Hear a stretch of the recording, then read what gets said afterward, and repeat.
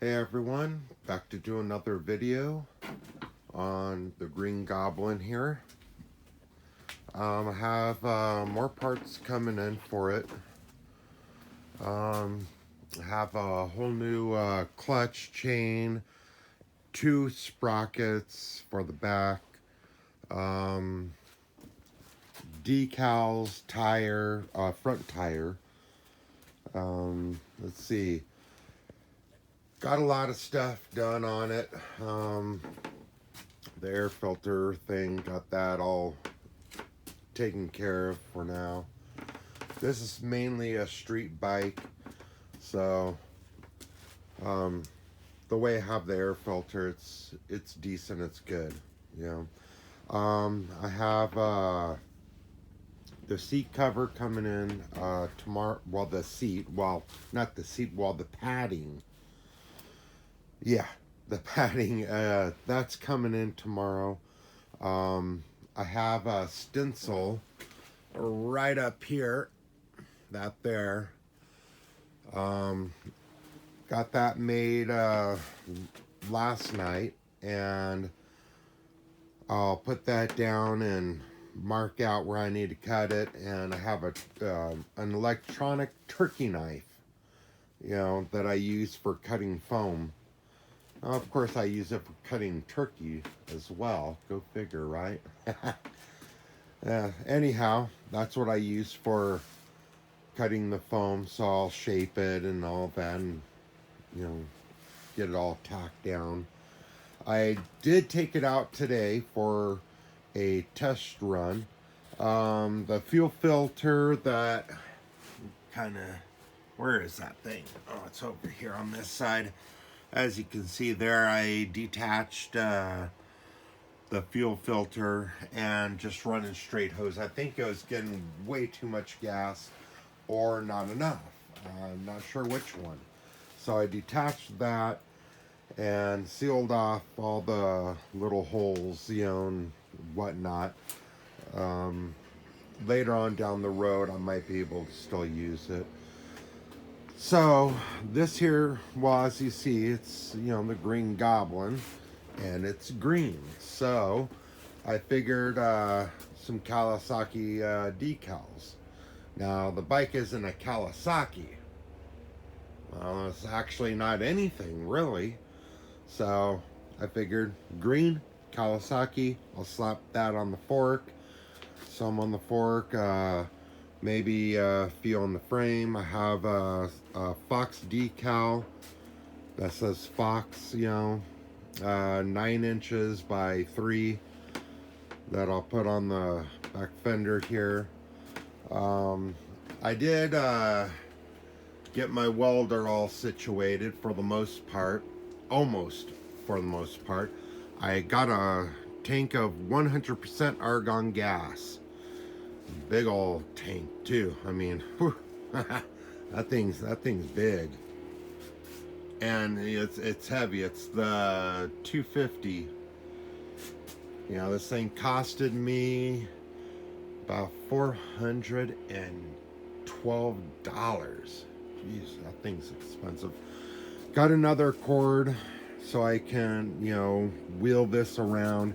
So I can, well, basically I could come up to about right about here with it, you know, before, you know, because that's as long as the extension, well, the, not extension, but the cord for the welder, you know, would go. It'd go from right there to about right here. Somewhere around, yeah, right about there. So I got this extension cord, 25 feet, 10 amp. My other one, is you can kind of see it down here. That's my other one. It's 100 foot. That's 20 amp. You know, 25 feet, 10 amp. You know, shoot. You know, that's like half the amps. You know, but at the same time, it's also like only a quarter of the length. So that's actually a better deal. It gets, you know, better amperage, you know, for the welder. So that's a plus. I did get the cart. I had got a different welder, but I wasn't too impressed. It was a DC. I wanted to do TIG welding. You could hook up TIG welding to this other welder that I got, but it didn't come with any of it. And I'm like, well, that's just messed up. You know, spend that much on a welder, and you know, I was like, no, I'm taking it back. I'm gonna get some argon gas. That there's 100% argon gas, good for welding with aluminum, which I'm getting an aluminum, well, a spool gun, you know, for the Lincoln welder that will do aluminum. I can set it up for aluminum, so I'll be able to weld with that. However, I need to get another tank, go figure, for welding with metal. And for welding with metal, that would mean that I would need a tank with 75% argon gas and 25% CO2. So it's a mixture of the two, you know.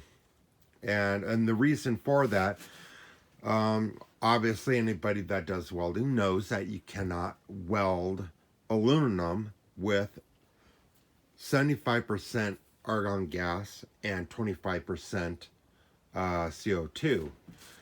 And you can't really weld metal. I mean, you can, but it's going to turn out like crap. It'll be like awful. But you can't weld metal with 100% argon gas. It'll be brittle, you know, and it'll cause undercuts and shit like that, or excuse my language, stuff like that.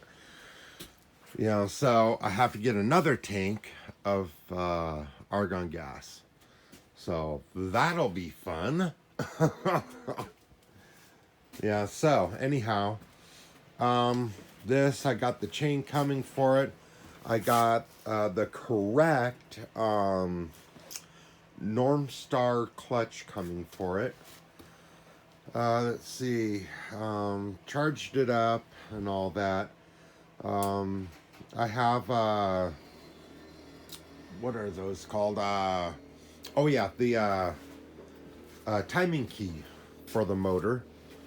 I got two of them coming. I got a 4-degree offset as well as a 6-degree offset. I figured, well, I'm gonna get the both, you know, the two, and see what happens. Now, before, when I took it out, I was running the fuel pump, and it was acting weird. I'd give it gas, you know, not even half throttle. It'd start going, and then it would sputter, and you know, then you kind of like bring it back like that, you know, and kind of work out that sputter. But once it got past that sputter, holy good God, this thing's an animal. I ain't kidding. This thing, you know, I was like, wow.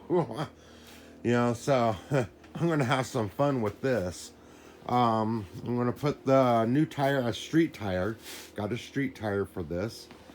The dirt tire's all right, but I'm not using this in dirt. I'm using this on street. Now, I could roll it through dirt and stuff like that, but it's for street. So, yeah, that's how I'm gonna be rolling with this. You know, I got the street tire on the back, street tire on the front. I did get I paid for a, what is that, a speedometer kind of, what is that? Yeah, I guess speedometer app, you know, GPS, speedometer. However, you know, I didn't have the settings set right when I took this out, and I wasn't impressed with the overall speed, because by the time I got halfway down the street, you know, by the time it started picking up speed, I was already at the other end of the street. Now the street's, you know, it's not really long, but it's long enough if the bike is working right, you know. but it wasn't exactly working perfectly right. Hopefully the next time I take it out, it will be working right. Now I got my GoPro on my helmet. I got the helmet cleaned up. I will be using this helmet when I do the test run, the next test run. So I got the GoPro set up. I got the speedometer app set up. I got over here, I got the batteries in here. They are charged and ready to go. So the next day that that we have that's decent and clear, I will take this out and I will test it again. Rather I have the rest of the stuff on it or not, it is runnable.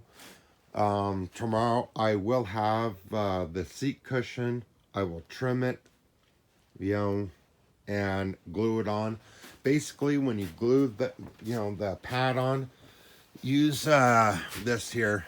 And I ain't kidding. This stuff is, you get it on you, and it's pretty nasty stuff, but it works extremely good. Put that on, and it ain't coming off, except in pieces. So I'll get that down. I have hot glue for like the edges. If I need it, I'll have it. I'll cut out a little square or triangle piece for the backrest part here. Well, it's not really a backrest, but it will keep your butt from sliding off,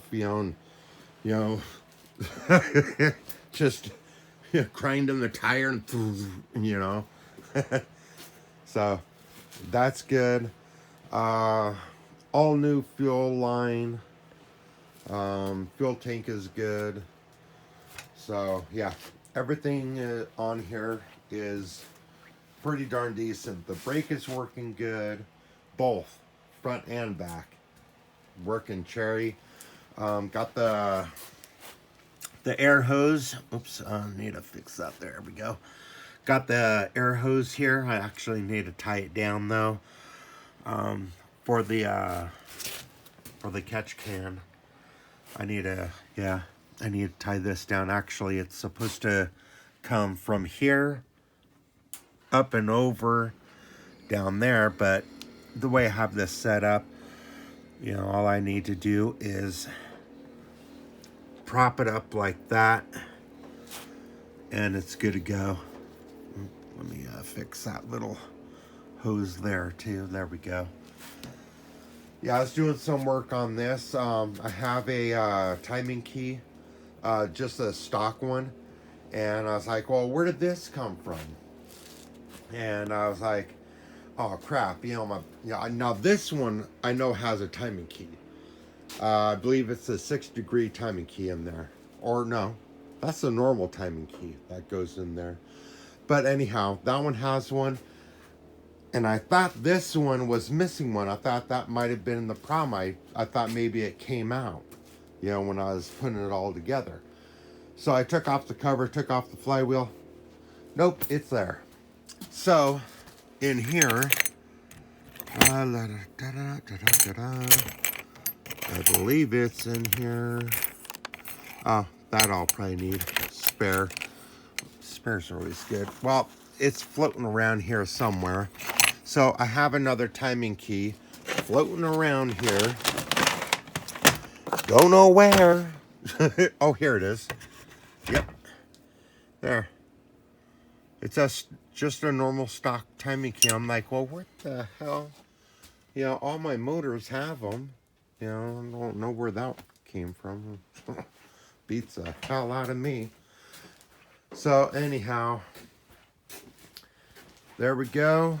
Got the cover there on it. Got the Go Power Sports motor mount plate. That way I'm able to shift my motor this way, more that way. Actually, more that way for the chain.